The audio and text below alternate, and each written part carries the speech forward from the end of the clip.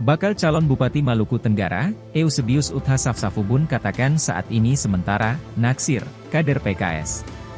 Pernyataan tersebut dikemukakan usai mengambil formulir balon Bupati Malra periode 2024 hingga 2029 di Sekretariat PKS Malra, Jalan Hiu Perumnas, Lorong 3, Kelurahan Ohojang Watdek.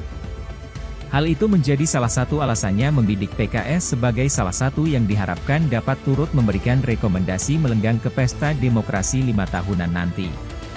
Dikatakan, jadi pemimpin itu harus apa yang disampaikan lewat tutur kata dan perbuatan itu jelas. Kalau tutur kata bicara lain tindakan bicara lain itu tidak konsisten. Untuk diketahui, EWS merupakan salah satu kontestan di Pilkada Malra 2018 hingga 2023 dengan akronim utama.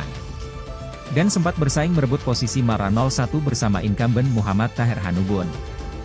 Namun langkah EWS terhenti karena hanya meraih 18,594 atau 33,55% suara.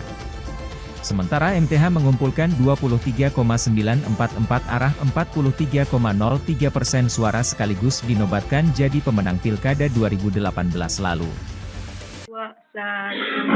321 Pak, izin gaya bebas Pak.